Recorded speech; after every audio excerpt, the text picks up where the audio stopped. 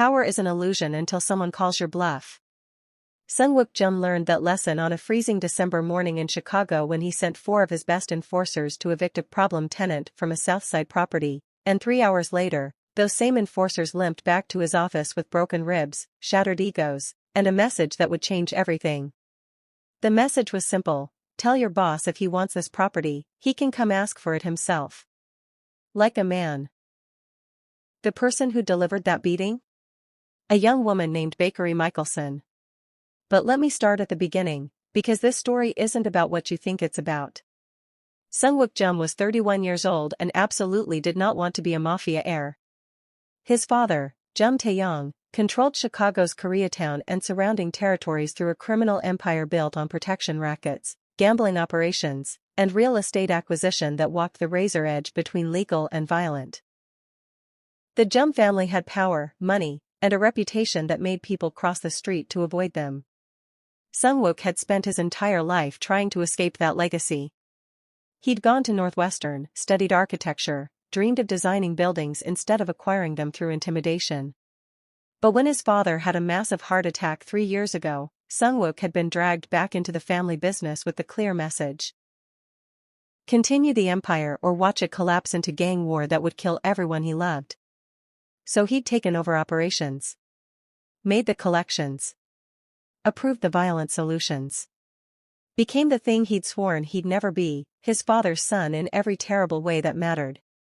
He was good at it, which made it worse. Efficient, strategic, ruthless when necessary. In 3 years, he'd expanded Jum family territory by 40%, modernized their operations, eliminated 5 rival organizations, and built a reputation that made hardened criminals nervous. He'd become exactly what Chicago's underworld expected: another Korean mob boss wearing expensive suits and making people disappear. He hated every second of it. But he was trapped by duty, by family, by the weight of expectations he couldn't escape without destroying everything his father had built. The penthouse office overlooking Michigan Avenue felt like a cage made of glass and steel. The Mercedes in his private garage felt like a getaway car he could never actually use to escape. Even his custom-tailored suits felt like uniforms for a role he'd never auditioned for but couldn't quit. And then there was Bakery Michelson. 23 years old, former Army sergeant with 2 combat deployments to Afghanistan, living with her mother and 3 younger siblings in a rundown apartment building on the south side that the Jum family had recently acquired through a foreclosure scheme that was technically legal and morally reprehensible. The building was scheduled for demolition and redevelopment, luxury condos that would gentrify the neighborhood and quintuple the property value. All they had to do was evict the remaining tenants. Most had left already, taking the minimal buyout Sungwook's lawyers offered. But the Michelson family remained. Jamila Michelson, single mother, registered nurse working brutal double shifts, raising 4 children alone after her husband died in Kandahar, had refused the buyout. Refused to leave. Refused to be displaced from the neighborhood where she'd lived for 20 years, where her children had grown up, where her community existed. And her daughter Bakery, home from her second deployment with an honorable discharge and skills that made her more dangerous than anyone realized, had apparently decided that nobody was evicting her family without going through her first. Sungwook had sent enforcers as a standard intimidation tactic. Show up with numbers, make threats, physically escort the family out if necessary. It was routine. Unpleasant but necessary for business. He'd done it dozens of times. Except it wasn't routine at all. The enforcers, Minjun, Taeho, Young-sun, and David, all former military themselves, all experienced in this exact kind of work, had entered the building at 9 a.m. on a Tuesday expecting frightened resistance at worst, maybe some shouting, possibly the need to physically remove people from the premises. They returned at 11:47 a.m. with 3 broken ribs between them, 2 sprained wrists, a dislocated shoulder, a concussion, multiple contusions, and absolutely no idea what had just happened to them. There was a woman, Minjun explained, holding ice to his ribs, his face a mixture of pain, disbelief, and something that looked dangerously close to respect. Young. Maybe mid-20s. She was alone in the apartment when we arrived. And? Sungwook asked, his patience already thin. He had 3 other properties to manage, a shipment coming in from the port that needed his attention, and a meeting with city officials who needed bribing. A single tenant shouldn't be causing this much trouble. Boss, she took us apart. All 4 of us. Like we were absolutely nothing. Minjun's voice was hollow, the tone of a man whose understanding of reality had just been fundamentally challenged. Like we were civilians who'd never seen combat. Sungwook stared at his head enforcer, a man who'd done 8 years in the ROK army, who'd handled street fights and gang confrontations across 3 continents, who was not prone to exaggeration or excuses, who Sungwook had personally seen break a man's arm with casual efficiency. A woman in her 20s beat 4 grown men who all have military training? Not beat. Systematically dismantled. Minjun set down the ice pack, and Sungwook could see the bruising already forming across his ribs. Boss, I don't know how to describe it. She moved like someone who'd been trained by people who train killers. Every move was precise. Controlled. Clinical. She never escalated beyond what was necessary to neutralize each of us, but she never hesitated either. David, nursing his concussion, added weakly. She broke Taeho's ribs with an elbow strike that had to be advanced military combatives. Not the basics they teach in boot camp, the actual special operations hand-to-hand that most soldiers never see. Dislocated Yongsun's shoulder with some kind of joint lock I've never encountered. Put me down with a rear naked choke that almost made me pass out, and I train Brazilian Jiu-Jitsu twice a week. And you? Sungwook asked Minjun directly. I tried to pull my weapon. Minjun's hand unconsciously went to where he normally carried. She took it away from me so fast I didn't see her hands move. Disarmed me, cleared the chamber, field stripped the slide, and scattered the components across the room in approximately 4 seconds. Then she told me, calmly, like she was giving directions to the grocery store, that if any of us came back armed, she'd assume we were trying to kill her family and would respond with lethal force accordingly. The room went silent. Sungwook's other lieutenants, who'd been listening to this debriefing, looked skeptical. But Minjun wasn't the type to lie or exaggerate, especially not about getting beaten by a single opponent. She's military, Sungwook said. It wasn't a question. Was military. She told us she's been out for 6 months. Yongsun, cradling his dislocated shoulder, spoke up. Said she did 2 deployments with the 75th Ranger Regiment. Female engagement team, but cross-trained with the Rangers for combat operations. Boss, she's not just trained, she's experienced. She's seen actual combat. Used these skills in war zones. Sungwook felt something he hadn't felt in 3 years of running his father's empire, genuine surprise. The 75th Ranger Regiment didn't train amateurs. They produced some of the most dangerous soldiers in the American military. And female engagement teams attached to Ranger units went through the same hell as the men, faced the same combat, developed the same lethal skill sets. What was the message she sent, he asked. Minjun straightened despite the obvious pain. She said, tell your boss if he wants this property, he can come ask for it himself. Like a man. Face to face, no intermediaries, no enforcers hiding behind numbers. Otherwise, every person he sends to intimidate my family is going home with injuries that will require medical explanation and possible police involvement. Taeho added, she also said she knows exactly who you are. Knows about the Jum family operations, your father's organization, the scope of your criminal empire. And that if we escalate to weapons or greater numbers, she'll match force with force and none of us will enjoy where that escalation ends. Sungwook should have been angry. Should have felt his authority challenged, his reputation threatened. Should have ordered overwhelming force, made an example of this disrespectful woman, sent a message that nobody, absolutely nobody, defied the Jum family without devastating consequences. But instead, he felt something unexpected, curiosity. Who was this woman? What kind of combat experience produced someone who could disable 4 trained fighters without breaking a sweat? And why was she protecting a rundown apartment building with the kind of dedication usually reserved for military objectives? Get medical attention, Sungwook said to his battered enforcers. Tell the doctors you got into a bar fight with some South Side gang members. Standard cover story. Nobody mentions getting beaten by a single woman, that stays between us. What are you going to do, boss? Minjun asked carefully. Exactly what she suggested. Sungwook stood, already planning. I'm going to go ask for the property myself. Like a man. Face to face. His legal counsel, a nervous man named Peter Chen who handled the family's legitimate business operations and lived in constant fear of RICO charges, looked horrified. Mr. Jum, that's not advisable. If this woman is truly as dangerous as your men claim, meeting her alone could be. Could be what? Dangerous? Sungwook almost smiled.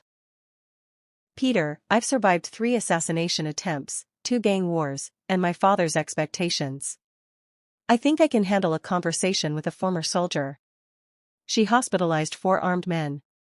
She defended her family from people trying to forcibly evict them. There's a difference between defensive violence and aggression. Sungwook grabbed his coat. Burberry, cost more than most people's monthly rent, felt like a costume. Besides, if she wanted us dead, we'd be dead. She sent a message, not bodies. That suggests she's open to negotiation. Or she's baiting you into a trap. Then I'll find out.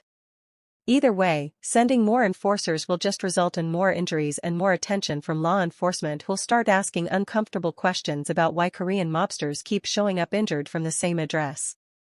Sungwook checked his weapon, a Glock 19, loaded, safety on, more habit than actual expectation of use. I'll go alone. Assess the situation. Figure out what we're actually dealing with. And if she attacks you? Then I'll learn firsthand what my enforcers learned. But somehow I don't think that's going to happen. Sungwook headed for the door, then paused. Minjun, pull everything we have on the Michelson family. I want to know who I'm dealing with before I knock on that door. 30 minutes later, Sungwook sat in his office reading the file his intelligence people had compiled, and with each page, his understanding shifted. Jamila Michelson, age 47. Registered nurse, Cook County Hospital, Emergency Department. 22 years of service. Excellent employment record. Widowed 2021 when husband Marcus Michelson, Army Ranger, was killed by IED in Kandahar Province, Afghanistan. 4 children. No criminal record. Community volunteer. Church involvement. By every measure, a model citizen trying to raise her family in impossible circumstances. Bakery Michelson, age 23. Eldest daughter. High school valedictorian. Full scholarship to University of Illinois, studied engineering. Enlisted Army 2019, immediately after her father's death. Selected for 75th Ranger Regiment support operations, rare for women, indicated exceptional capability. 2 combat deployments, Afghanistan 2020 to 2021, Syria 2021 to 2022. Multiple commendations. Purple Heart for injuries sustained during ambush in Kandahar. Honorable Discharge 2022. Currently, unemployed, living at home, helping support siblings. 3 younger siblings, Amara, 19, community college, Jabari, 17, high school senior, Zuri, 14, middle school. All honor students. All living in a building Sungwook owned, scheduled for demolition in 4 months. Sungwook studied Bakery's military photo. Serious expression, combat uniform, eyes that had seen things civilians couldn't imagine. She looked capable. Dangerous. Exactly like someone who could disable 4 trained fighters. Her service record included details that made even Sungwook, who'd seen plenty of violence, pause. Certified in advanced combat medicine. Expert marksman. Qualified on multiple weapon systems. Hand-to-hand combat instructor certification. She'd been attached to Ranger operations in some of the most violent areas of Afghanistan and Syria, doing work that never made it into official records but left the kind of scars you carried forever. This wasn't some amateur defending her home. This was a professional soldier who'd returned from war and found herself defending her family with the same skills she'd used overseas. The file also included something else, financial records showing the Michelson family was drowning. Medical debt from Jamila's own health issues. Student loans. The cost of raising 4 children on a nurse's salary. They were 3 months behind on rent before the building was even sold to Sungwook's company. The buyout he'd offered, $15,000, was insulting given what the property would become, but it was more than they currently had. But Jamila had refused it. Because $15,000 might cover 2 months of rent somewhere else, but it wouldn't rebuild the community connections, the church involvement, the neighborhood support system that had kept her family afloat after her husband died. Sungwook closed the file and stared out at Chicago's skyline, feeling something uncomfortable, guilt. He'd been so focused on the development deal, the profits, the luxury condos, the expansion of his portfolio, that he hadn't actually considered the people being displaced. Hadn't thought about widowed nurses raising 4 kids alone. Hadn't considered that some families didn't have the luxury of just moving to nicer neighborhoods. His younger self, the architecture student who'd written passionate thesis papers about sustainable urban development and community preservation, would have been horrified by what he'd become. Hell, his current self was horrified. He just usually suppressed it under layers of rationalization about business necessity and family duty. But something about Bakery Michelson's message, "Come ask for it himself, like a man," had cut through all that rationalization and exposed the truth. He'd been hiding behind enforcers and legal structures and corporate shells because he didn't want to face the human cost of his business decisions. Well, she'd called his bluff. Time to face it. 45 minutes later, Sungwook Jum pulled up to the Michelson family's apartment building in his Mercedes S-Class and wondered what the hell he was actually doing. The building was worse than the photos suggested, crumbling brick that had probably been beautiful in the 1920s but was now just structural decay waiting for condemnation. Broken windows covered with plastic sheeting. Graffiti tags layered so thick they'd become abstract art. The kind of place that progressive city planners pointed to when arguing for demolition and renewal. But there were still signs of life, of community, children's chalk drawings on the sidewalk despite the December cold. Christmas decorations in windows, cheap but hopeful. A community garden in the courtyard, dormant for winter but clearly maintained with care. The stubborn persistence of people making homes in places that had given up on them. Sungwook climbed the stairs to apartment 3C, his expensive Italian shoes echoing on concrete steps that had cracks deep enough to trip on. The hallway smelled like poverty, old cooking oil, mildew, bleach covering worse smells, the particular desperation of too many people living in too little space with too few resources.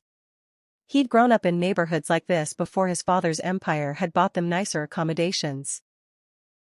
Recognized the smell, the sounds, the feeling of barely keeping chaos at bay. And when he knocked on the door marked 3C, it opened within 3 seconds. Bakery Michelson stood in the doorway, and Sungwook understood immediately, viscerally, why his 4 trained enforcers had been terrified. She was medium height, maybe 5'7", with the kind of lean, compact muscle that came from functional strength rather than gym aesthetics.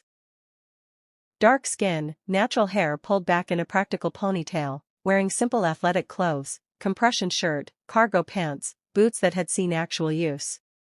No jewelry, no makeup, nothing decorative or unnecessary. But it was her eyes that stopped Sungwook cold. They were the eyes of someone who'd seen combat. Who'd made life and death decisions under fire. Who'd killed when necessary and carried those deaths without drowning in them. Calm, assessing, completely unafraid of a Korean mob boss standing in her doorway. She looked at him the way a predator looks at potential threats, cataloging, calculating, ready to respond with overwhelming force if needed but perfectly content to remain still if not provoked. "Mr. Jum," she said, her voice lower than he'd expected, carrying the kind of authority that came from commanding people in situations where mistakes meant death. "You came yourself. I respect that." "You left me an interesting invitation," Sungwook replied, keeping his voice neutral, his body language non-threatening. "Seemed rude not to accept. Most men in your position would have sent more enforcers. Bigger numbers. Maybe actual weapons instead of just concealed carry." Bakery's eyes flicked to where Sungwook's Glock was holstered under his jacket, so quick he almost missed it, but she'd definitely noted he was armed. "You came alone. That shows either confidence or stupidity." "Haven't decided which yet. Probably both."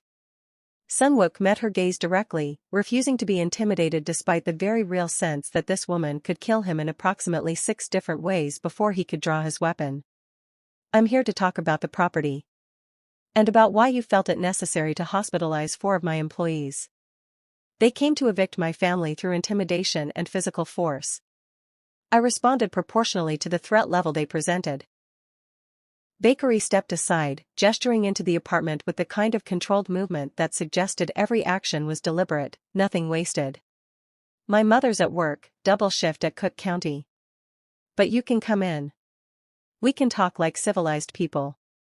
Unless you'd prefer to threaten me from the hallway where the neighbors can hear. Sungwook entered the apartment, his guard up, half expecting an ambush or a trap. Instead, he found a modest but meticulously maintained living space. The furniture was old, thrift store quality, some pieces probably salvaged from curbs, but clean and arranged with care. The walls were covered with family photos, for children at various ages, a man in army uniform who had to be the deceased father, Jamila in her nursing scrubs looking exhausted but determined. School awards hung in frames, honor roll certificates, perfect attendance, achievement recognitions for all 4 kids. A folded American flag in a display case, the kind given to families of fallen soldiers. Books everywhere, textbooks, novels, technical manuals about engineering and medicine. This wasn't just a place people lived. It was a home, built with intention and effort despite having almost no resources. And in the kitchen, visible through an open doorway, Sungwook could see 3 younger people, clearly Bakery's siblings, doing homework at a table that wobbled on uneven legs. They glanced up when he entered, their expressions wary but not frightened. The youngest, who had to be Zuri, whispered something to her sister. Amara responded quietly, her eyes never leaving Sungwook. Jabari just watched him with the kind of calm assessment that ran in this family, apparently. They know who you are, Bakery said, following his gaze. I told them. Figured honesty was better than letting them be scared of strangers showing up. What did you tell them? That you're a businessman who uses legal structures and occasional violence to acquire property and expand your family's empire. That you're not personally dangerous to them as long as we're having a civilized conversation. And that if you tried anything stupid, I'd handle it before it became their problem. She gestured to a couch that had seen better decades. Sit. Want coffee? It's cheap but it's hot. This was surreal. Sungwook was being offered coffee by a woman who'd hospitalized his enforcers, in an apartment he was trying to demolish, while her teenage siblings did homework 10 feet away. No coffee, he said, sitting carefully on the couch. Let's talk about this morning. Your men came to force my family out. I convinced them that was a bad idea. Bakery sat across from him in a chair that had duct tape holding one arm together, completely relaxed despite the circumstances. Nobody died. Nobody has permanent injuries, I was careful about that. And I made my point without escalating to weapons. All things considered, I was restrained. You broke 3 ribs, dislocated a shoulder, gave someone a concussion, and disarmed a man with a loaded weapon.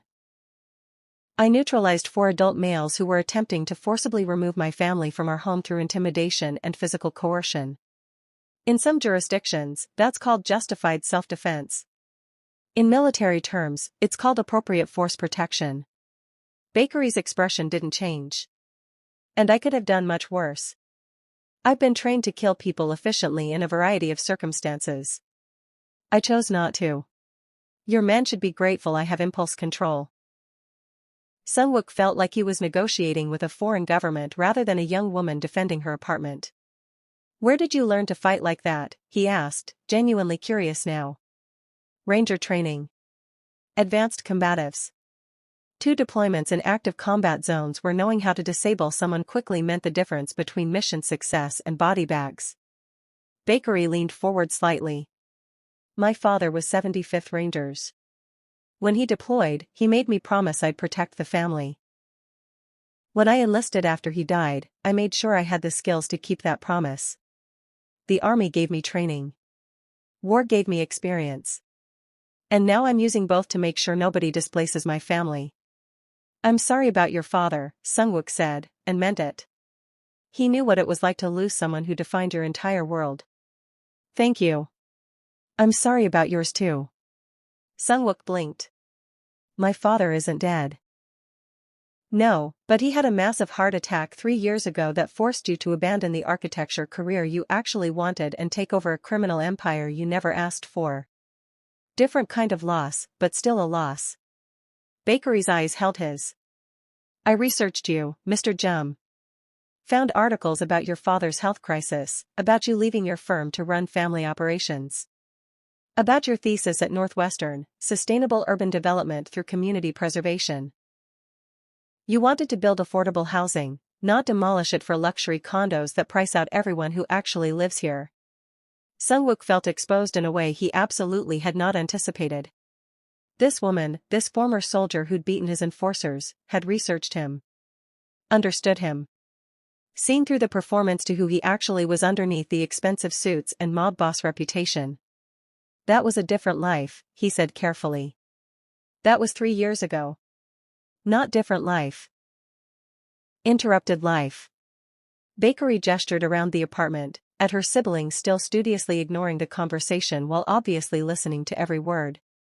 This building is a dump, Mr. Jum. I know that. It needs work, probably needs complete renovation, maybe even demolition and rebuilding. But 87 families live in this structure. 87 families who can't afford market-rate housing in Chicago. Where do we all go when you tear this down and build condos that start at $500,000? The city has relocation assistance programs. The city has bureaucratic processes that take 6 months minimum and leave people homeless in the meantime while they navigate paperwork most of them don't understand because English is their second language or they're working 3 jobs and don't have time for office hours. Bakery's voice stayed calm but carried weight. My mother works 70-hour weeks as an ER nurse to support 4 kids. We can't afford market-rate anything in this city. So when you evict us, when you demolish this building, you're not just removing a problem tenant.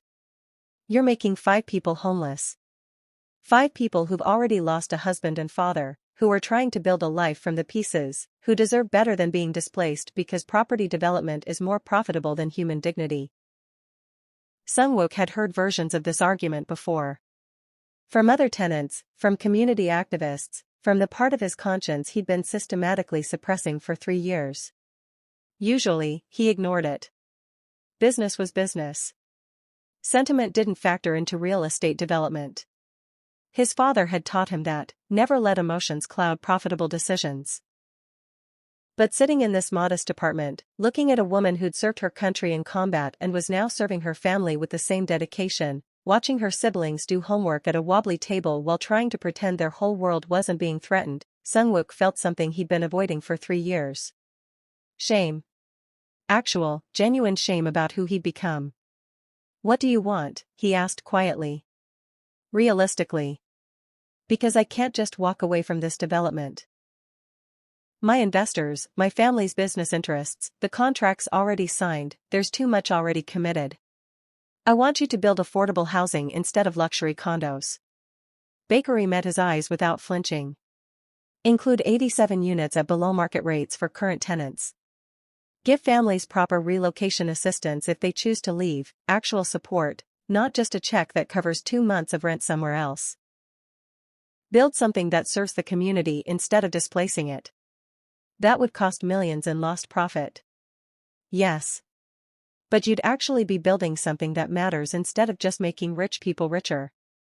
You'd be the architect you wanted to be instead of the enforcer your father's legacy forced you to become. Bakery leaned back.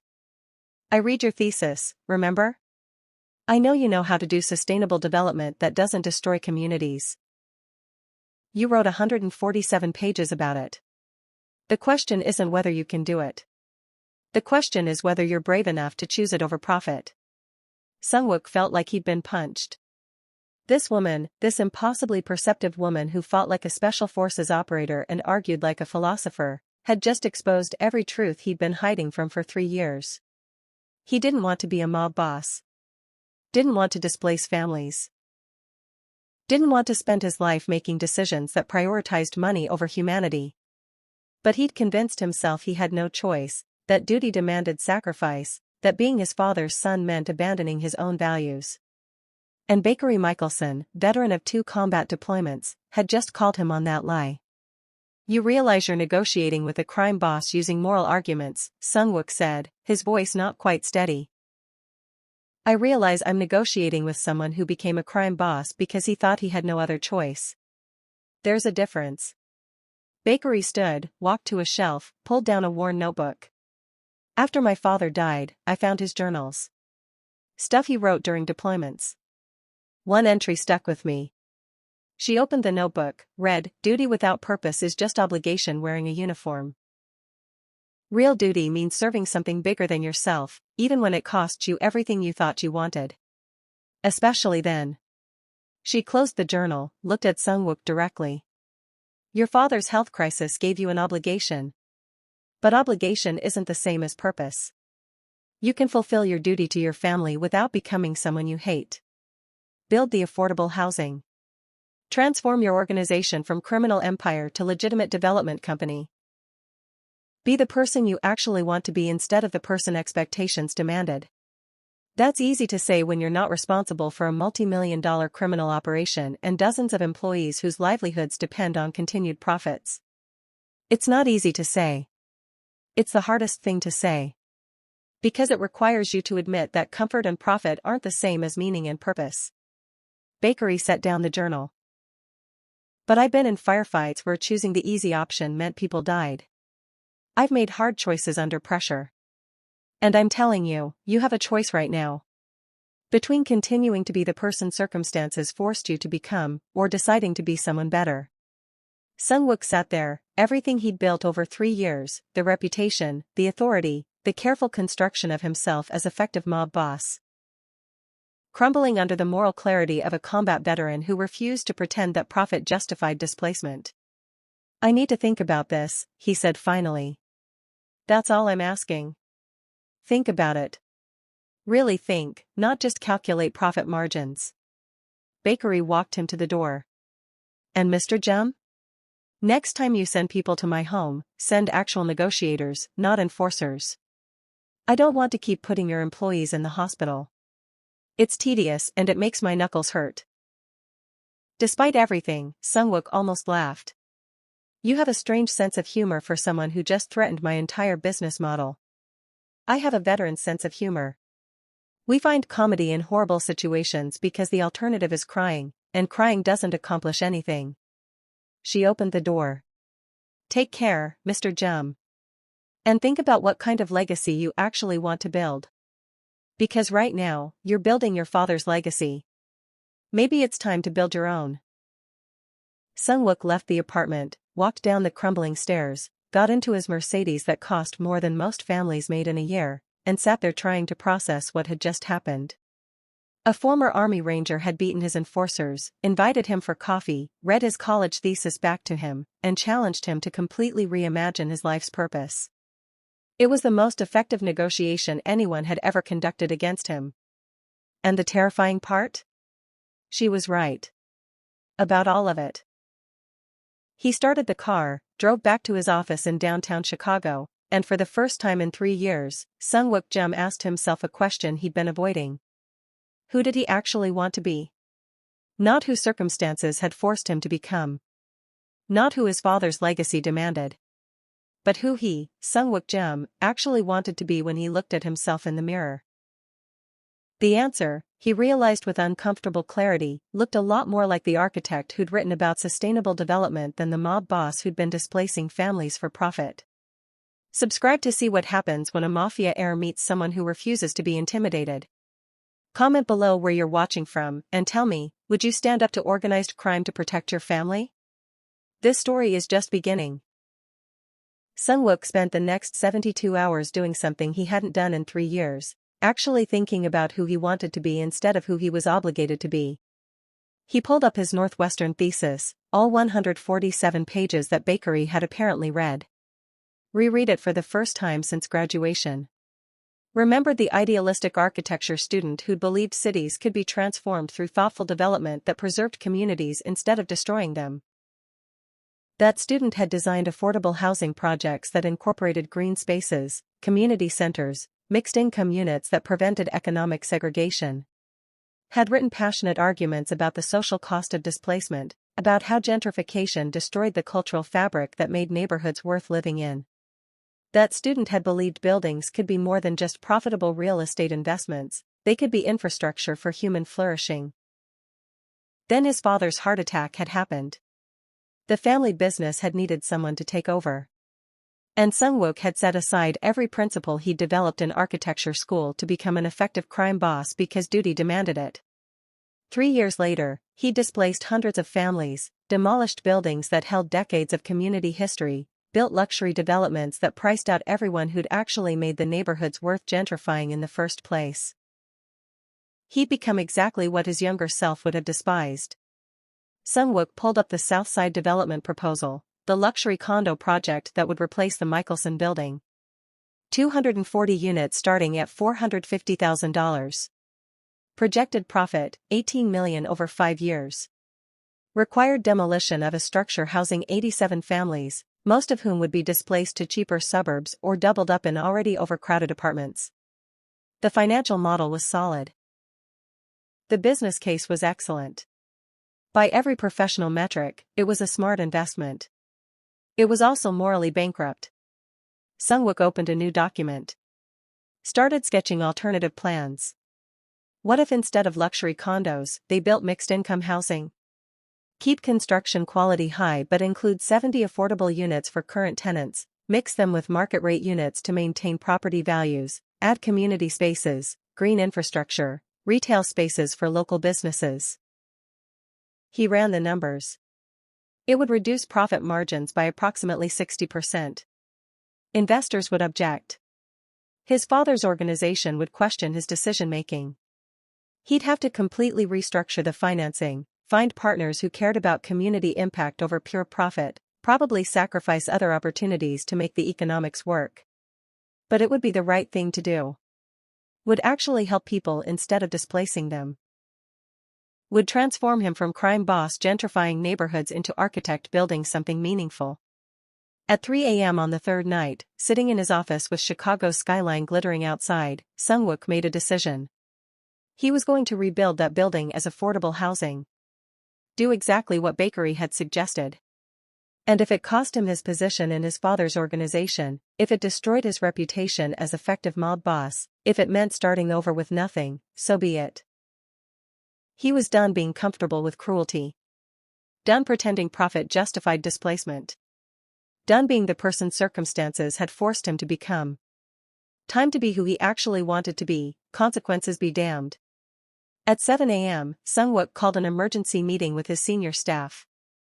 His CFO, his development director, his legal counsel, the lieutenants who ran day-to-day operations. We're changing the Southside project completely, he announced without preamble. Scrap the luxury condo plans. We're building mixed-income affordable housing. Silence. Then chaos. Boss, we have investors committed to the luxury development. Then we find new investors who care about community impact. The profit margins on affordable housing are terrible. The profit margins on displaced families are worse for our long-term reputation and community relationships. Your father's not going to approve this. My father put me in charge because he can't run operations anymore. This is my decision. Sung-wook pulled up the revised development plans on the conference room screen. Mixed income model. 70 affordable units for current tenants. 30 market rate units to maintain property values. Community center on the first floor. Green spaces. Retail for local businesses. We're building infrastructure, not just housing. Peter Chen, his legal counsel, looked like he might have a heart attack. Mr. Jum, this is a complete departure from our business model. The organization isn't structured for philanthropic development. Then we restructure the organization. I'm not interested in running a criminal empire that makes money through displacement and intimidation. I want to build a legitimate development company that actually serves communities. Sung-wook met each person's eyes in turn. Anyone who can't support that vision is welcome to leave. I'll provide excellent severance. But I'm done with business as usual. His development director, a woman named Sarah Kim who'd worked for the family for 8 years, spoke up carefully. Boss Sungwook, this is admirable. But it's also financially risky. We'd be betting everything on a model we've never tried. I'm aware. And I'm prepared to fail if necessary. But I'm not prepared to keep succeeding at something that requires me to hurt people. He pulled up cost projections. I've run the numbers. We can make this work with reduced profit margins. It won't make us rich, but it will make us legitimate. And legitimacy is worth more than money at this point. Your father will fight you on this. Then I'll fight my father. I've spent 3 years being dutiful. Time to be principled. Sungwook closed his laptop. Get started on the revisions. Find investors who care about impact over pure profit. And Peter, I want you to start the legal process of separating the development company from the family's other operations. Clean break. No more criminal enterprise funding legitimate business. Peter looked terrified. That could trigger investigation. If we suddenly separate operations, law enforcement will assume we're hiding something. We are hiding something. We've been hiding criminal activity behind legitimate business structures for years. Time to stop hiding. Sungwook stood. Start the separation. Full cooperation with any investigations. I'm done operating in gray areas. The meeting adjourned in shocked silence. Sungwook knew he'd just detonated a bomb in his own organization. Some people would leave. Some would rebel. His father would definitely intervene. But he'd committed. No going back now. The backlash came faster than expected. By noon, 2 senior lieutenants had resigned. By 3 p.m., his father was on the phone from his care facility, voice weak but furious. You're destroying everything I built. I'm transforming what you built into something sustainable and legitimate. You're making us soft. Weak. Other organizations will see this and move against us. Then we'll handle competition through business excellence instead of violence. Father, the world is changing. We can change with it or we can be destroyed by refusing to adapt. This is about that woman. The one who beat Minjun and the others. Sungwook paused. His father's network was clearly still functional if he knew about bakery. This is about me deciding to be the person I actually want to be instead of the person you needed me to become. You're weak, just like your mother said you'd be. The accusation still stung after all these years. If caring about people makes me weak, then I'm proudly weak. But I'd argue that building something sustainable instead of extracting profit until communities collapse is actually strength. You'll be ruined within 6 months. Then I'll be ruined doing the right thing instead of successful doing the wrong thing. Sungwook's voice was steady. I love you, father. But I can't be you. I need to be me. His father hung up without another word. Sungwook sat in his office, feeling like he'd just severed a limb. His relationship with his father had never been warm, but it had been foundational to everything in his life. And he'd just chosen principles over that relationship. It hurt. But it also felt right in a way nothing had felt right in 3 years. His phone buzzed. Text from an unknown number. Heard you're restructuring Southside Development. Good. Come to my apartment tonight, 7 p.m. We should talk about community input process. B. Michelson. Sungwook stared at the message. Bakery had his personal number now, apparently. Must have gotten it from someone in his organization. The woman was terrifyingly efficient. He texted back, I'll be there. Sungwook showed up at apartment 3C at exactly 7 p.m., this time carrying architectural plans and community development proposals instead of just vague intentions. Bakery opened the door wearing the same practical clothes from their first meeting. Cargo pants, compression shirt, boots. Behind her, the apartment was transformed from their last encounter. The kitchen table was covered with papers, laptops, what looked like budget spreadsheets and zoning maps. You brought plans, Bakery said, eyeing the rolled documents under his arm. Good. Come in. My mother's here this time. Jamila Michelson stood in the kitchen, her nurse's scrubs suggesting she'd come straight from a shift. She was shorter than her daughter, with the kind of exhausted determination that came from years of holding a family together through impossible circumstances. She looked at Sunwook with the same assessing intensity as Bakery, but where her daughter's evaluation was tactical, Jamila's was maternal, checking whether this man was a threat to her children, whether his presence would cause more harm than good. "Mrs. Michelson," Sunwook said, inclining his head respectfully. "Thank you for allowing me into your home. I'm allowing you in because my daughter says you're serious about changing your development plans. But I don't trust easily, Mr. Jum, especially not crime bosses who've spent 3 years displacing families."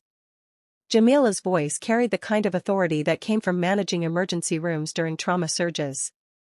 "So convince me you're actually different from what your reputation suggests." "Fair." Sunwook set his plans on the table, unrolling the architectural drawings. "I spent 3 days completely redesigning the Southside project. Instead of luxury condos, I'm proposing mixed-income affordable housing. 70 units reserved for current tenants at below-market rates. 30 market-rate units to maintain property values. Community center, green spaces, retail space for local businesses." He pulled up financial projections on his laptop. "This reduces profit margins by approximately 60% compared to luxury development. But it preserves community, provides quality housing for families who need it, and transforms my company from displacement operation to legitimate community development." Jamila studied the plans with the careful attention of someone who'd learned to read fine print on medical bills and rental agreements. "What's the catch?" "No catch. I'm restructuring my entire business model. Separating the development company from my family's other operations. Going fully legitimate.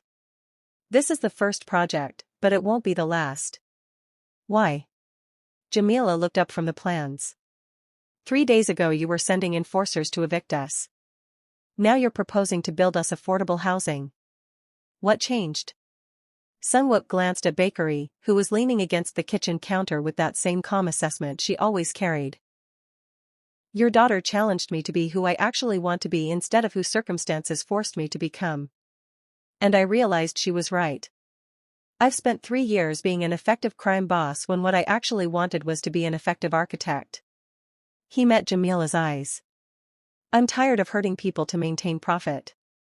Tired of displacing families. Tired of being someone I hate when I look in the mirror. So I'm changing. Starting with this project. And if this costs you your position? Your father's approval? Your organization's support? Then I'll deal with those consequences. But I won't keep being comfortable with cruelty just to avoid discomfort." Jamila was quiet for a long moment. Then she looked at Bakery. "What do you think?" "I think he's serious," Bakery said. "I've been tracking his organization's communications." "Wait, you've been tracking my communications?" Sunwook interrupted. "Army intelligence training. Learn to monitor enemy communications in combat zones. Applied the same skills to researching you." Bakery didn't even look apologetic. "Point is, I've seen the internal pushback. Senior staff resigning. Investors threatening to pull funding. His father demanding he reverse course. If this was a performance, he wouldn't be facing this much internal rebellion." "You hacked my organization's communications," Sunwook said, still processing this. "I conducted intelligence gathering on a potential threat to my family." Semantics. Bakery pulled up something on her laptop. "But based on what I found, you're legitimately trying to transform your business model. Which means we should work together instead of against each other." Jamila looked between them, something like understanding crossing her face. "You two have already been planning this, haven't you?" "Not planning. Negotiating." Bakery closed her laptop. "But yes, I reached out to him. Proposed that if he's serious about community-focused development, he needs actual community input. Not just architect plans that look good on paper but ignore what people actually need." She pulled out a thick folder. "I've spent the last 2 days surveying every family in this building. 87 families, 233 people total. I know their income levels, their employment situations, their childcare needs, their health challenges. I know who needs ground floor accessibility for disability. Who needs larger units for multi-generational housing? Who has children that need safe play spaces? Who runs small businesses that need affordable retail space? Sungwook took the folder, flipping through pages of detailed surveys, family profiles, community needs assessment. It was more thorough than any professional consultation his company had ever paid for. You did this in 2 days? I'm efficient. And I care about this community. Bakery gestured to the documents. You want to build affordable housing that actually serves people? Start with this. Real data about real needs. Not assumptions about what poor families want. Jamila smiled, proud of her daughter, clearly. Bakery's always been like this. When she was deployed, she'd send me pages of notes about how military housing could be improved, how base communities could better serve families. I used to tease her about writing policy papers instead of letters home. I like improving systems, Bakery said. And your development system needs significant improvement. Sungwook sat down at the kitchen table, reading through the survey data with growing respect. This wasn't just scattered feedback, it was comprehensive community needs assessment that would normally cost his company tens of thousands to hire consultants to produce. And Bakery had done it in 2 days because she gave a damn. This is remarkable work, he said honestly. This is better than anything my development team has ever produced. That's because your development team asks what will maximize profit. I asked what will maximize community well-being. Different questions produce different answers. Bakery sat across from him. So here's what I'm proposing, I work with you on this project. Community liaison. I translate between your development team and the actual families who'll live here. Make sure what gets built actually serves the people you claim to care about. You want to work for me. I want to work with you. Partnership, not employment. I'm not interested in being your employee or your token community voice. I want actual input into decision-making. Her eyes held his. And I want guaranteed housing for my family in the completed development. First floor, accessible for my mother's arthritis, 3 bedrooms minimum. Non-negotiable. Deal, Sungwook said immediately. Jamila made a small sound. Bakery, you can't just negotiate for housing. I can and I did. We deserve security, Mom. This building is being demolished regardless of what Mr. Jum does. If it's being rebuilt as affordable housing, we should be first in line. Bakery's voice was gentle but firm. Plus, it ensures he follows through. If our family lives there, he can't cut corners or abandon commitments without directly affecting us. Smart, Sungwook admitted. Having you and your family as residents ensures accountability. That's the idea. Bakery pulled out another document, a contract she'd apparently drafted herself. Partnership agreement. I provide community liaison services, needs assessment, cultural competency consulting. You provide fair compensation, guaranteed housing for my family, and binding commitment to implement community feedback into final designs. Both parties have veto power over major decisions. Quarterly reviews to ensure compliance. Sungwook read the contract. It was thorough, professionally written, and completely fair. Where did you learn contract law? Army taught me to read military contracts before signing. I applied the same principles here. Plus I had a friend in JAG review it to make sure I wasn't missing anything. Bakery tapped the signature line. This protects both of us. I can't force you to do something financially unfeasible. You can't ignore community needs for profit. We check each other. Jamila was watching this exchange with visible amazement. When did you have time to draft a contract? Last night. Couldn't sleep anyway. Bakery shrugged. Might as well be productive with insomnia. Sungwook pulled out a pen.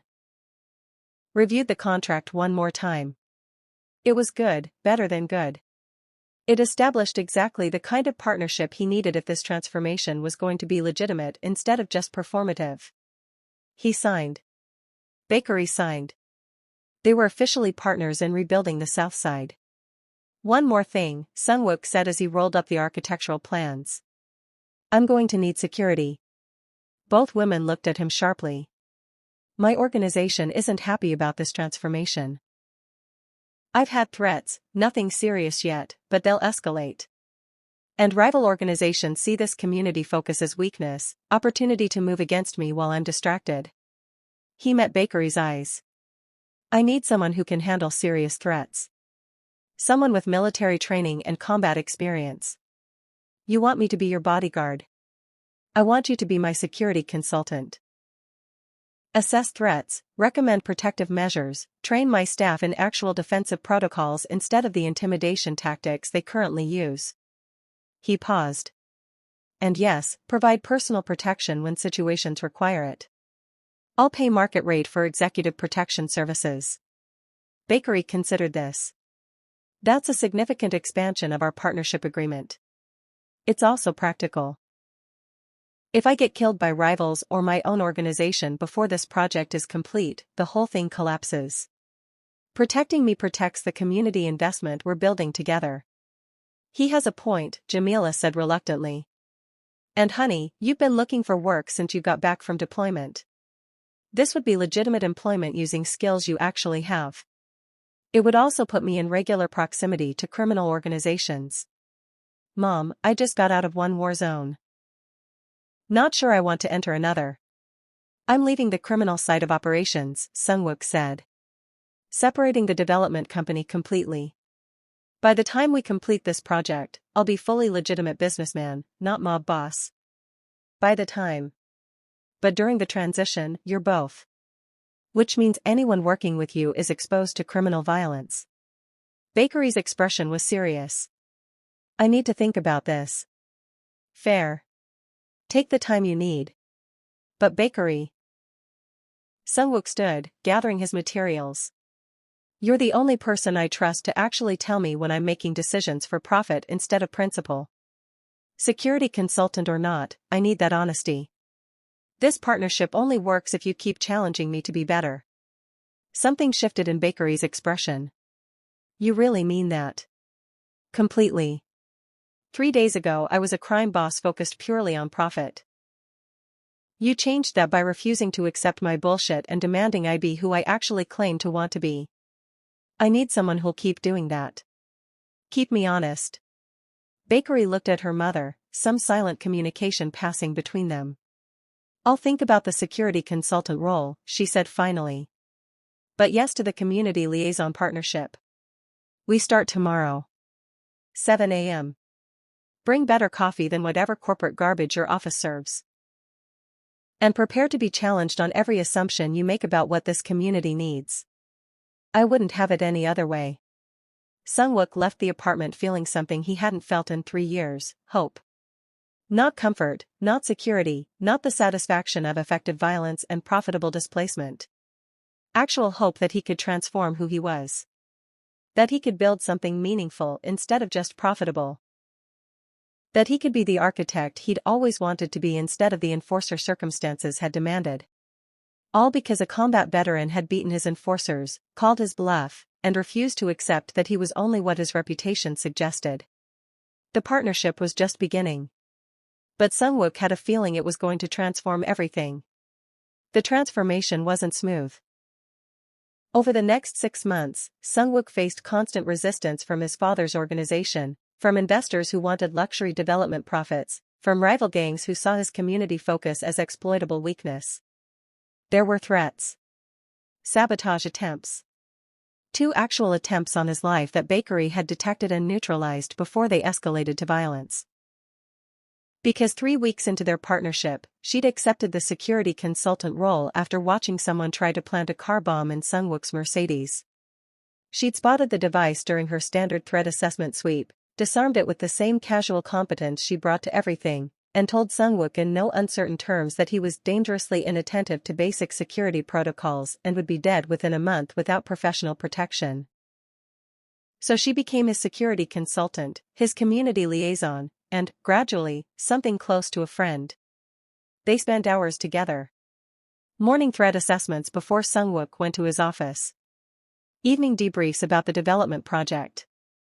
Weekend site visits to other affordable housing developments across the country, learning from both successes and failures. Bakery challenged everything. Every design decision, every cost-cutting measure, every assumption about what communities needed. She was relentless, uncompromising, and completely unwilling to let Sungwook slip back into prioritizing profit over people. "This playground design is garbage," she'd said during one planning meeting, pointing at the architect's rendering. "Looks pretty but it's not functional for actual children. No shade coverage means parents won't use it during summer.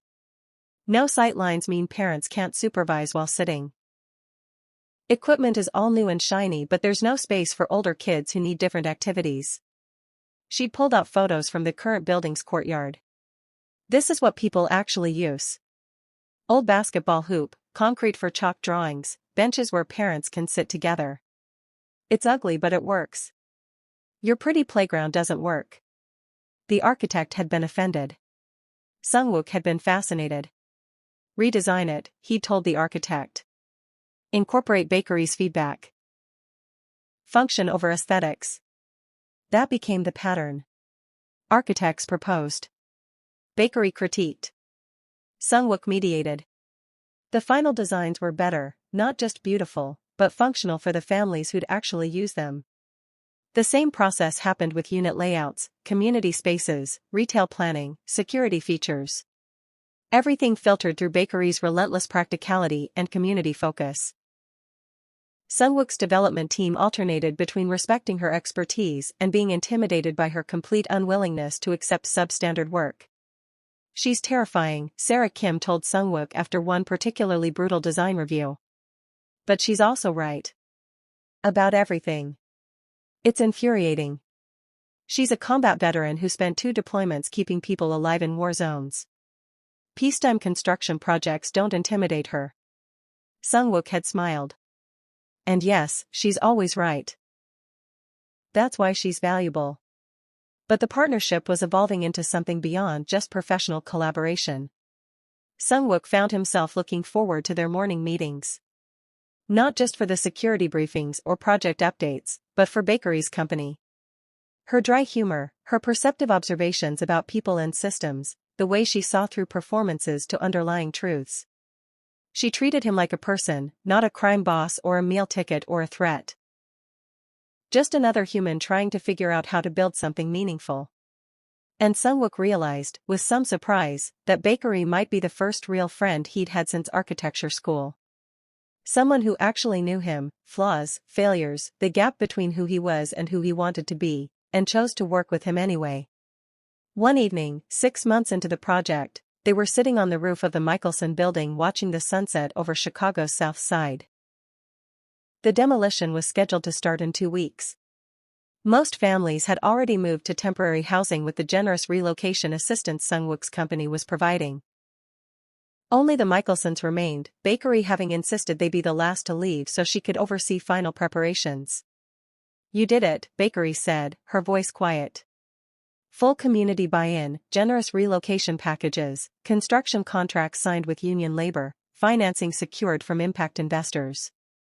This is actually happening." "We did it," Sungwook corrected. "I'd have failed a dozen times without you calling me on every compromise and cutting corners." "True. You have terrible instincts for community development. Very good instincts for profit maximization, but terrible for actual human needs." But she was smiling. "You've improved though. 6 months ago, you didn't even see the difference. Now you at least notice when you're prioritizing money over people. That's progress? That's self-awareness. Which is the foundation of actual change." Bakery pulled her knees up, wrapping her arms around them. "Can I ask you something personal?" "Sure. Why did you really do this? And don't give me the line about wanting to be an architect instead of a crime boss. That's true, but it's not the whole truth." Sungwook was quiet for a moment, watching the city lights begin to sparkle as daylight faded. "My mother left when I was 14, he said finally. "She couldn't handle my father's business, the violence, the moral compromises. Told me I had a choice, become like my father or become someone better. Then she left to give me space to make that choice." He'd never told anyone this. I chose better. Went to architecture school, built a career designing affordable housing, thought I'd escaped. Then my father's heart attack happened and I convinced myself I had to sacrifice who I wanted to be to save the family business. 3 years of convincing myself that duty demanded cruelty. And then I beat up your enforcers. And then you beat up my enforcers. And refused to let me hide behind that justification. Forced me to confront the fact that I'd chosen comfort over principle, obligation over values. Sungwook looked at her directly. You reminded me that I still had a choice. That becoming someone better was still possible even after 3 years of being someone worse. Bakery was quiet, processing this. Your mother would be proud, she said eventually. Of what you're building here. Of who you're becoming. I don't know. Haven't spoken to her in 3 years. She doesn't even know I left the criminal operations. Then maybe it's time to tell her. Show her that her son made the right choice after all. Just took him a while to get there. Sungwook felt emotion tighten his chest. What about you? Your father, would he be proud of what you're doing? He'd be proud I'm protecting people. That was always his thing, service, protection, using strength to shield those who needed it. Bakery smiled softly. He'd probably also tell me I'm too hard on you during design reviews and should let you make some decisions without immediately critiquing them. You think? No. I'm exactly as hard on you as you need. But he'd say it anyway because he was annoyingly diplomatic. She stood, offering Sungwook a hand up. Come on. My mother's making dinner. You should join us. Last family meal in this apartment before we move to temporary housing. I don't want to intrude. You're not intruding. You're rebuilding our home. That makes you family adjacent. Plus, my mother wants to interrogate you about the community center design. She has opinions about the nursing station layout. Sungwook took her hand, let her pull him to his feet. Your whole family has opinions. We're opinionated people. You knew this when you partnered with us. But Bakery was smiling as they headed down from the roof. Dinner with the Michelson family was chaotic, warm, and completely different from the formal meals Sungwook was accustomed to. Jamila's cooking was excellent. The younger siblings teased each other mercilessly. Everyone had opinions about the development project and weren't shy about sharing them. Zuri, the youngest, asked if the new building would have a library. The old one doesn't, and I have to go to the public library 3 blocks away, and it's not safe at night. We'll include a library in the community center, Sungwook promised. What kinds of books should we stock? That launched a 20-minute discussion about community library design that involved everyone at the table offering suggestions, debating priorities, and ultimately creating a better plan than Sungwook's professional consultants had proposed. Sitting there, surrounded by the Michelson family's loud, warm chaos, Sungwook realized something profound. This was what he'd been trying to build. Not just affordable housing units or community spaces, but the infrastructure for this kind of life. For families to gather, argue, dream together. For children to feel safe asking for libraries. For mothers to relax enough to laugh during dinner instead of always being wound tight with worry. He'd spent 3 years building structures that displaced this kind of life. Now he was building structures that supported it. The difference mattered more than any profit margin. After dinner, as Sungwook was leaving, Bakery walked him to his car.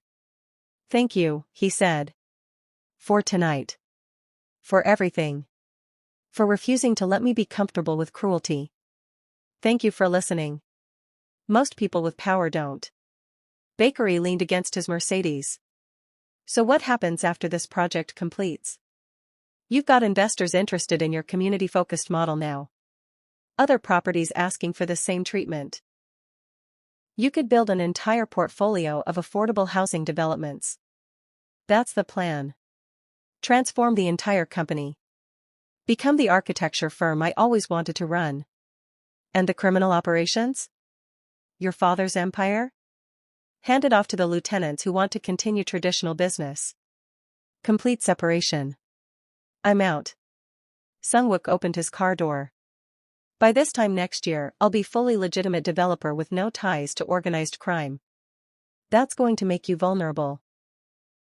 Enemies you made as a crime boss won't forget just because you're legitimate now. I know. Which is why I need an excellent security consultant. He looked at her meaningfully. Any recommendations? Bakery smiled. I might know someone. She's difficult, opinionated, and will make your life complicated. But she's very good at keeping people alive. Sounds perfect.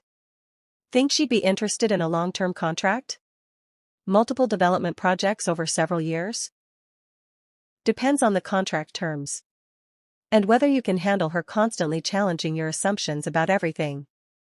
I think I've proven I can handle that. Sungwook extended his hand. Partners? For the long term? Bakery shook his hand. Her grip was firm, her palm calloused from years of handling weapons and doing physical labor that officers usually avoided. Partners, she agreed. But I'm raising my rates. You can afford it. Completely fair.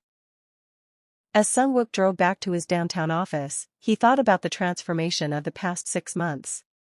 From crime boss to architect. From displacement to development.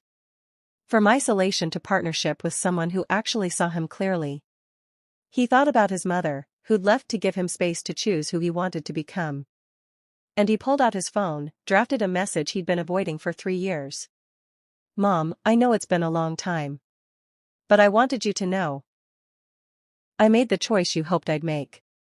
I'm becoming someone better. Finally. I'd like to tell you about it if you're willing to listen.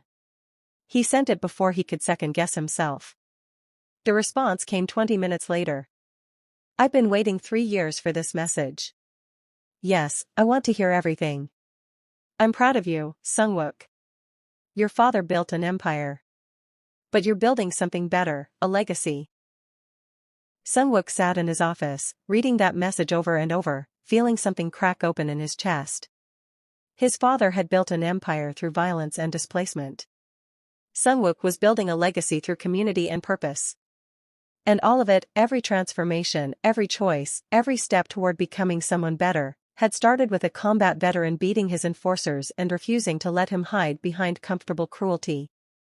The Southside project broke ground 3 weeks later.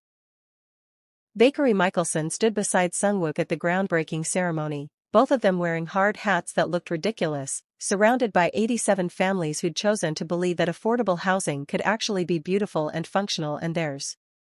The mayor gave a speech about community-focused development. Jamila Michelson spoke about the importance of preserving neighborhoods while improving conditions. Local kids broke the ceremonial ground with shovels too big for them. And Sungwook, former crime boss turned architect, looked at Bakery and said quietly, "Thank you. For all of this. Thank you for listening. And for being brave enough to change." Bakery smiled. Now let's build something worth believing in. They did. Over the next 18 months, the Southside development rose from demolished ruins into something remarkable. Mixed-income housing that actually mixed. Families at different economic levels living side by side without the segregation that usually defined affordable housing. Community spaces designed through input from the people who'd use them. Green infrastructure that reduced costs while creating beauty. Retail spaces for local businesses at affordable rates. It wasn't perfect. Construction delays happened. Budget overruns required creative financing. Some design elements didn't work as planned and needed revision. But it was real. It was functional. It served the community instead of displacing it. And when the Michelson family moved into their new 3-bedroom, first-floor accessible unit with windows that actually sealed properly and heating that worked consistently and a kitchen where 5 people could cook together, Jamila cried. 23 years I've been a nurse in this city, she said to Sungwook at the move-in celebration. 23 years of saving lives, and I could never afford to live anywhere decent. You built us a home. A real home. Bakery built you a home, Sungwook corrected. I just provided resources and tried not to mess it up too badly. You both built it. Together. Jamila hugged him, unexpected, fierce. Thank you for being who my daughter believed you could be. The Southside development became a model. Other cities inquired about replicating it. Impact investors lined up to fund similar projects. Sungwook's transformation from crime boss to community developer became a case study in ethical business transformation. And through it all, Bakery remained his partner, security consultant, community liaison, the person who kept him honest when profit margins tempted compromise. They worked on 3 more developments over the next 2 years. Each one refined the model, improved the process, deepened their partnership. Somewhere along the way, professional respect became genuine friendship. Long working hours became time Sungwook actually looked forward to. Project collaboration became the foundation for something neither of them had quite named but both recognized. "You know we're terrible at this," Bakery said one evening, 2 years into their partnership. They were reviewing plans for their 4th development project, sitting in Sungwook's office long after everyone else had gone home. "Terrible at what?" "Pretending this is just professional partnership when we both know it's more than that." Sungwook looked up from the architectural drawings, his heart suddenly hammering. "What are you saying?" "I'm saying I think about you constantly. About your terrible taste in coffee, your tendency to compromise on principles when stressed, the way you actually listen when I challenge you. I'm saying somewhere in the last 2 years, I fell in love with who you became. Who you're still becoming."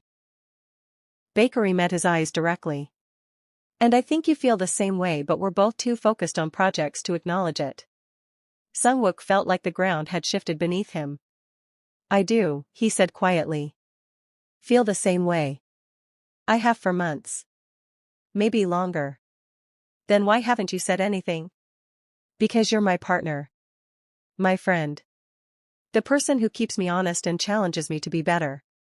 I didn't want to risk that by making things complicated." "Sungwook, I'm a combat veteran with PTSD who works as your security consultant and community liaison while helping raise 3 younger siblings. My life is already complicated. Adding romance to that doesn't make it more complicated, it makes it fuller." She stood, walked around the desk, pulled him to his feet. "We're both terrible at emotions. Both more comfortable with tactical planning than feelings. But I'm tired of pretending that professional partnership is enough when what I actually want is you. All of you. The architect and the reformed crime boss and the man who chose principles over profit because a veteran called his bluff." Sungwook pulled her closer, years of tension and unspoken feeling compressed into this single moment. "I love you," he said. "I love your refusal to accept bullshit. Your competence. The way you see through every performance to underlying truth. I love that you challenged me to be better and then stuck around to make sure I actually did it. I love you too.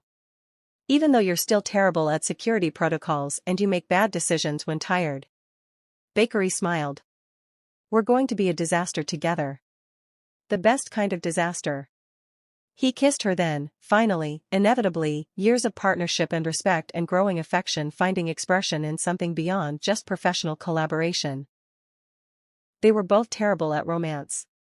Both more comfortable with tactical planning than emotional vulnerability. Both carrying trauma from wars, his metaphorical, hers literal, that had shaped who they'd become. But they were better together than separate. Challenged each other, supported each other, built something meaningful because they refused to let each other settle for comfortable cruelty or easy compromise. 3 years later, standing on the roof of their 5th affordable housing development, Sungwook and Bakery watched the sunset over a Chicago neighborhood they'd transformed from displacement zone to thriving community. "We did it," Bakery said quietly. "Built something that actually matters." "We're still building," Sungwook corrected. "This isn't finished. It's just beginning." "True. We've got 3 more projects in development. The model is scaling. Other developers are copying our approach." She leaned against him, comfortable in ways she'd never been with anyone else. "Your father would hate all of this."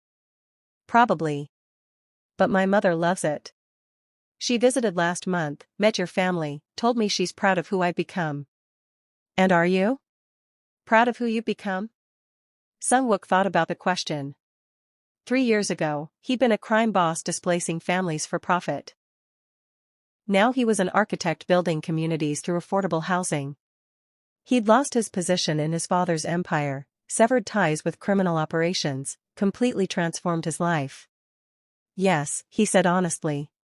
"I'm proud. Not because I'm successful, though we are.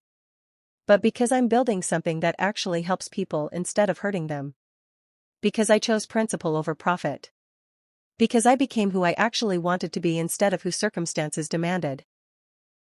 All because I beat up your enforcers. All because you refused to let me be comfortable with cruelty and called my bluff about who I really was underneath the crime boss performance." He pulled her closer. "Best beating I ever took." Bakery laughed, the sound warm, genuine, free of the combat-hardened edge she'd carried when they first met. "Come on," she said. "My mother's making dinner. And your mother's joining us."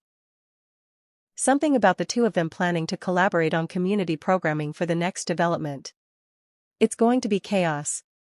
I wouldn't have it any other way." They left the roof together, former crime boss and combat veteran, architect and security consultant, partners in building something that mattered more than profit or power.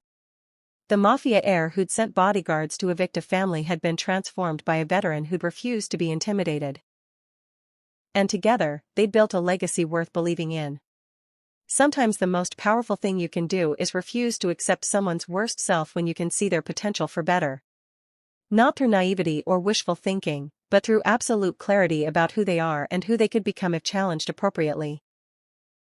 Bakery Michelson stood up to organized crime not with violence or aggression, but with uncompromising moral clarity and the refusal to let Sungwook Jum hide behind comfortable justifications for cruelty. She saw through the crime boss performance to the architect underneath, then demanded he actually become that person. Sungwook chose transformation over comfort, principle over profit, building communities over displacing them. He proved that change is possible even after years of being someone you hate, if you're brave enough to be challenged and humble enough to listen. Together, they demonstrated that power without purpose is just organized cruelty. That sustainable development means actually serving communities, not just extracting profit from them. That partnership built on challenging each other to be better creates something more meaningful than either person could build alone. If you loved this story, hit that like button and subscribe for more stories about unexpected partnerships and the power of refusing to accept that this is how things are done. Comment below, would you challenge someone to be better even when it's risky? Or have you ever been challenged to transform completely? Let me know, I love hearing your stories. Thanks for watching, and remember, the most dangerous people aren't always the ones with the most power. Sometimes they're the ones with the clearest principles who refuse to compromise. Until next time. Flexed biceps.